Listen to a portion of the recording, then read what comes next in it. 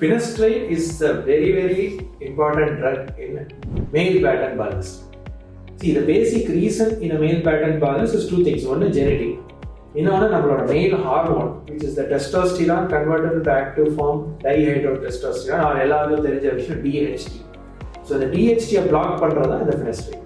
இந்த side effect அதை பற்றி நம்ம வந்து first we should know that இப்போ வந்து ஒரு 100 பசங்க ஒரு 20-25 வயசுல பசங்களை எடுத்துக்கிட்டிங்கன்னா அதில் ஈவன் அவங்க finasteride எடுத்துக்கிறாங்களோ இல்லையோ நிறைய பேருக்கு எரெக்டைல் டிஸ்ஃபங்க்ஷன் இருக்கு.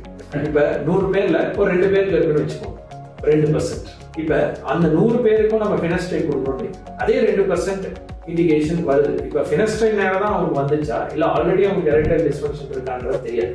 ஏன்னா நிறைய பேர் நம்ம இந்தியன் சினாரியோவில் பார்த்தீங்கன்னா அவங்க வந்து செக்ஷுவலி ஆக்டிவாக ஆகிறதுக்கு வந்து தே டோன்ட் ஸ்ட்ரைட் அவே நம்ம அப்ராட்ல இருக்கிற மாதிரி இங்கே நாட் ஸோ ஃப்ரீக்வெண்ட்லி அந்த பிஃபோர் 20 எல்லாம்